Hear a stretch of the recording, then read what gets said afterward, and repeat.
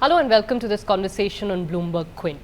Mr. Mundra has been a career banker who then came to the central bank as Deputy Governor of the Reserve Bank of India. His tenure at the Reserve Bank of India has been eventful to say the least. He has overseen some interesting times for the banking sector. As he starts to wind down and prepare to step down from the Reserve Bank of India, he's joining us for this conversation on some reflections of his years and what he thinks is going to happen in the sector in the next few years. Mr. Mundra, thank you so much for taking the time. Always sir. welcome. Always a pleasure to interact with you people. Thank you, sir. Sir, how do you describe your term?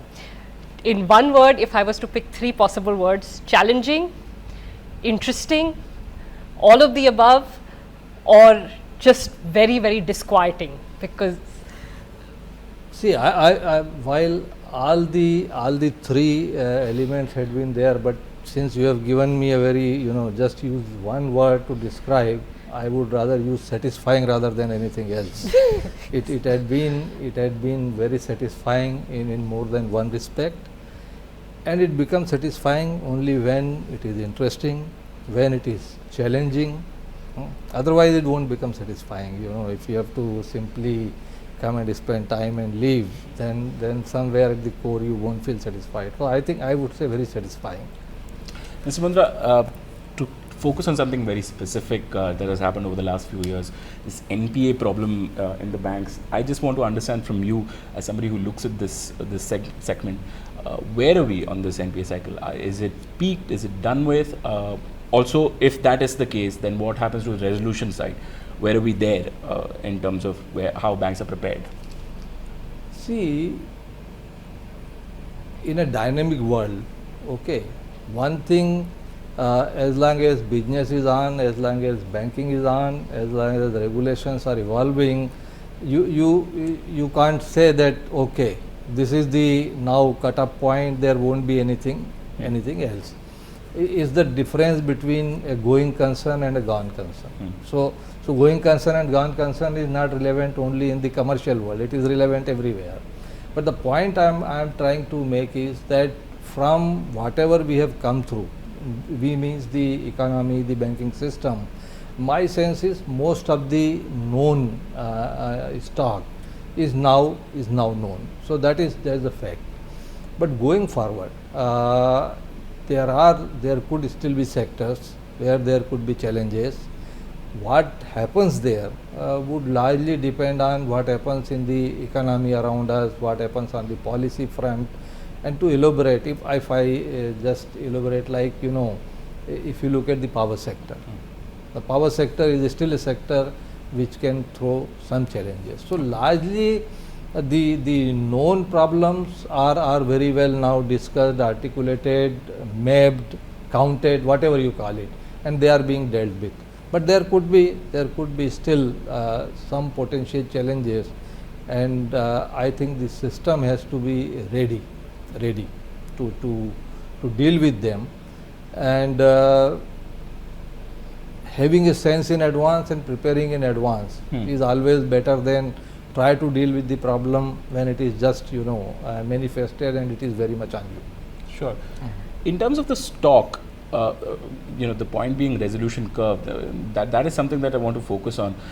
Banks have tried multiple various schemes that have come from the RBI through their own ideas. Things haven't seemed to have worked the way that they planned it would work out. What is your assessment of the situation? See, various tools were there, various tools were provided, no dispute about it. People tried also them, again no dispute about it. The real issue is with how much intensity you try to pursue and what end result you are looking at it. If there is a right tool, but you perceive that the present my end result for this or my expectation is that it gives me some time, it allows me to borrow some time, then I think that is not the real intended use of the tool. So right tool used in right manner yields the desired result, and I think that is where somewhere system could have done better than what it did. So the development which has happened recently probably takes care of that one very important aspect, that when you have a defined timeline, and you need to follow that timeline. By that you mean the 12 accounts that have been identified? Not only 12 accounts, any resolution system, yeah, and if there is a legal system for that which has a very defined timeline, you know, to let me explain you, like various tools were given, Yes, right? sir. In tools also there were defined timeline. Yes. So those similarities there. But if nothing happens after that defined timelines Then what? in earlier tools, then what? Then what? Yeah. That then what was little vague, Yes. and that then what is now quite clear. Through the IBC. Yes. So that difference brings all the players to behave in a different manner than what they would have or they have behaved in the past. I think that's the point. Okay. Sure. Just to get this, because we've mentioned IBC and we mentioned the legal system, this has happened only just a day ago with respect to what the Gujarat High Court has said, had made some observation against the RBI. They've said that maybe giving directions or guidances to judicial authorities, not probably the RBI's mandate. So then what would you say to that? And do you think that this will probably create more issues in future resolution? I think it was neither the intention, and I think RBI is a matured enough organization to understand that RBI has no mandate to really direct the judicial authority. And I think RBI clarified that. Our counsel also clarified in the court. It was by general way of, you know, mentioning, right way to look at it, that RBI would request or urge the system to take this thing on priority. So it was more a desire of RBI rather than RBI giving any direction. I think it was more the way language was used, and it was quickly corrected also. So there is no point in reading too much in that. Sure. But do you think the legal process will go through quickly, sir? Hopefully so. See, understand, any new system when it is put in place, there is always in initial couple of issues or couple of cases would always be some of the improbables which will crop up, and they are dealt with as the process run. But the good point is, once those things are dealt with in couple of cases, they become a kind of benchmark for all the cases, and process becomes accelerated enough. So I think that would be the realistic view of things to take. Such as I want to bring in the banks part. So I think one of the interesting things that you have done recently is that you have asked banks to disclose divergences, which I think goes a long way in bringing transparency. Firstly, what drove that decision? But the second part to that is, sir, that if these divergences existed, why are these banks not being penalized? See, you move in a system in a gradual fashion. And we also have to be cognizant of the fact that in regulation at times there may be room for the interpretations which may be different. So it's always important to make a gradual process. Once it happens, okay, I think the system also becomes more alert about it. There can be a better consultation in case of any room of doubt. So you don't really prescribe a capital punishment on the first time. Even the global judicial system also take cognizance of that. But if you find that there are habitual offenders, then naturally the things will be viewed differently. So you thought there were habitual offenders, and hence you felt the need to. This was, as I said, this prescription was kept for the first time. Okay. There also a room is available because minor differences can always come. Yes. So it was only beyond a particular point. Yes. So I would say this was the first time. Disclosure itself, see, for any entity which is connected to the outside world, which has outside investors, which has to answer to several entities, the disclosure itself is, I think, more important message than anything else. Sir, in hindsight, when we look back to the RBI deciding to intervene in NPAs directly, what do you think? How do you think this will play out? Essentially, my question is that we a lot of commentators still feel that the RBI should not be involved in resolution. See, again, I think we are neither directly involved in sanctioning something, nor there is a direct, intervention of RBI on case-to-case basis. It's not the case. But when, let's say, credit is sanctioned, there is a wide framework which RBI has put in place. So what can be the single borrower exposure, what could be the group level exposure, what kind of rating should be there, if rating is this, risk weight would be this. Now, if you put up all these and say RBI is directly involved in sanctioning. No, so that's right. different So, example. no, come on, this is the only half part which I am telling.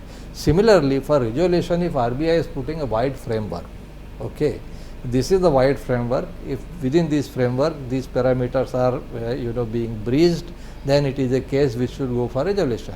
So it's not a very significantly different thing from laying down a regulation for giving the credit. It is similarly a broad framework for recovering the credit. So both the things are not very different. So if I go by your logic, then you can also accuse of RBI of sanctioning the credit. No, which sir, RBI you does know not. there's a difference, but you won't agree with me, so I won't dwell on it, Vishwanath. No, see, these things are always as simple as that. Either you convince me or I convince you. Okay.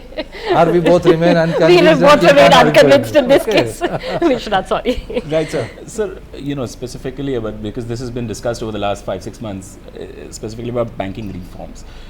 There is a question about what should come first. Should banks be capitalized first and then be asked to consolidate, or should consolidation happen and then probably capitalize a more stronger entity? What is your view on this in the sequencing? No, number one, banking sector reform is not something which we have started discussing 6 months Sure. back. Actually, you can go decades back. Sure. The banking sector reform blueprint by Narsimham committee, Yes, something absolutely. which is even relevant today and occasionally which And is the being, same, exactly the same and status, occasionally sir. it is being referred to today also. So that was one very important document in the banking sector reform. Then PJ Naik committee. Yes. Again, a very good blueprint. So I think it's not only the question of capitalization or consolidation is what banking reform consists of. Banking reform is a much larger thing. Now, coming to the specifics, again, really there cannot be just a principle like this, that this is the only one principle and it will be applied. I think there can be separate several variants which are possible. There are few cases you have to, because these are all entities. They are working, functioning entities. Each entity has a different position from the viewpoint of capital, from the viewpoint of portfolio, from their presence where it is, what kind of human capital they have. Each case would require to be judged separately. What I am trying to say, when you judge each case separately, you will find that there may be cases which may have the merit in selling on as is where is basis. Yes. Like if you try to one day decide that I will change the entire thing, my house, and buy everything new, and when you go for disposal, I think there would be this kind of possibility. So some as is where is basis. Somewhere maybe you do some repairing and painting, they may fetch much better value. So you have to put them like that. You do repair them, you paint them. Some maybe selling as individual item is not good. You make a pair, they bring better value. So if you say my Wi-Fi system, I will only don't sell the speaker and only sell the, so it won't have a good value. So I think it will be a very case specific thing. And my sense is it would be not a good idea to apply very hard and fast one kind of principle and say it will be dealt with in this. It has to be more like this. Even there may be some entities which may need some support, but after that they can still work and work very efficiently, but more as a niche player. See, a small bank trying to become a poor imitation of a large universal bank is not a good business model. But the same small bank, by becoming a more regional focused player or a niche focused player, can become a much better economic entity. So I think that is how it should be looked into. So it will need some work, some hard work, some analysis. Temptation is always to find a formula which is very potent, apply to it, and we have all done our duty. It doesn't happen that way. Okay, so just moving to the slightly consumer focus, which tends to always. Yes, I wish in that should have been in the you last people- few you years, people always unfortunately. put it in the So we have to follow the news. Unfortunately, the news has been on the on the corporate banking side. But sir, we've seen various attempts at making banks a little bit more aware or a little bit more focused on customer service on the consumer. In recent times, issues about charges, etc., have come and gone. But those are, those issues come and go all the time. What do you think you have done, or what would you like to, see continued in terms of a greater focus on consumers, customer service in the banking sector? No, thank you. I very appreciate you of asking this question, which is very close to my heart. I know. If you look at the last passage of 2-3 years, quite a few important things have happened, and I would say they are very important building blocks. First thing started with when we put the Charter of Customer Right, Yes. and where we say that 5 customer rights which are enshrined, it's a charter, and banks to take that, adopt it, make the board level policy, make the board level customer service committee more focused. That was one thing. After that, we introduced the Office of Internal Ombudsman in every bank. Then we also expanded recently the scope of our ombudsman scheme, RBI Ombudsman, and we also opened few new offices. If you also look at it recently, the whole customer protection measures in electronic banking, Yes, the whole set has been announced. Yes. So, put together, and finally this year's supervisory cycle, we have asked our team to be particularly focused on the consumer protection, particularly in 2 areas. One area is the mis-selling of the products, and particularly the third party products, and the fairness of charges. Yes. Fairness and transparency of charges. Yes. So, these are the 2 areas which we will be focusing during this supervisory cycle. Now, this is further strengthened by the fact that very recently we have created an enforcement department in RBI. So far, enforcement was being done, but it was not a separate structure, not a very well defined process. So, it was more lying with the supervisory section only to supervise and also do the enforcement action. Now, there is a separate enforcement division. And enforcement division would also be taking up all these areas. So, quite a few important things which has happened. As I said, they were the building blocks, and obviously in a large system it takes some time before their effects are apparent to us. But I am sure that these are all very important things, and they are going to work very well in the area of consumer empowerment. So can you elaborate a little bit more on this mis-selling and charges that you are asking the supervisory department to be careful of? So on the mis-selling side, is it, say largely the insurance products where people have raised concerns? On charges, sir, banks have to be more transparent on charges. Nobody knows what determines charges. Why can't they be asked to give product line wise charges? No, that is what I think we are working in this direction. One thing, let's be very clear. I think that time has gone past by, where RBI used to decide that what is the rate of interest you are going to pay, what is the rate of interest you are going to charge, and what kind of charges you have to levy. That is not the intention. But the intention is, as you rightly said, that whatever you are charging should be transparent, and the customer should be well informed. Nothing should come as a surprise, or nothing should come as a hidden charge. So that is very much on the agenda, and I say in this cycle we will be taking stock of all those things, and then accordingly move. I think another important point with all the regulations, everything, but what works best in the industry is the competition. As you have more and more competition, as your customer has more and more options, I think everyone becomes very careful and responsible. And so that is also happening. Suddenly, within a short span, you have dozens of new players. That's true. And today it may look like they are just the startups, or how they are going to, face the very well established large players.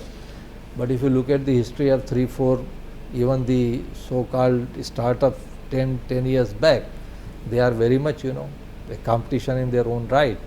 So that will be the most important thing to happen. So you think the whole fintech, these payment companies, Fintech, even within banking space, if you have suddenly say 7 or 10 so-called small finance banks start operating, okay, their name carries small, but by no means that they are very small. They have their own size.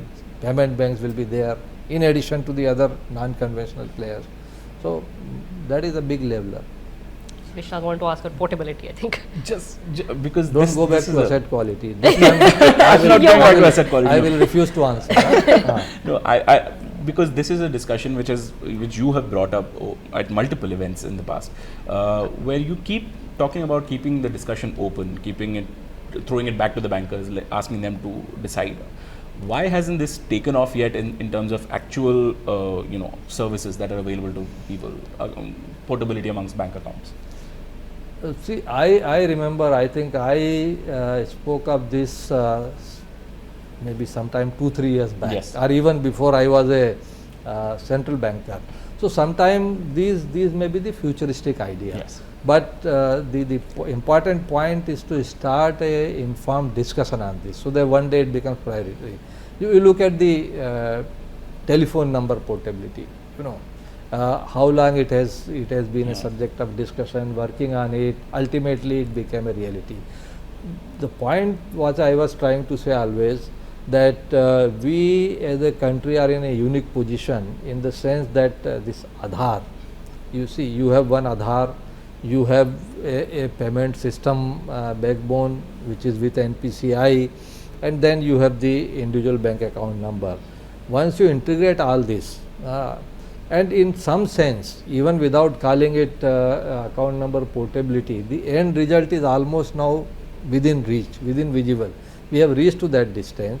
So there will be some more distance to cover when this can very well become a reality. I know there would be a lot of arguments. Initial arguments are always like that. Even in telecom portability, that was the argument. Is not practical, it may be the cost prohibitive, is not going to bring much of the advantage. All these arguments would be there.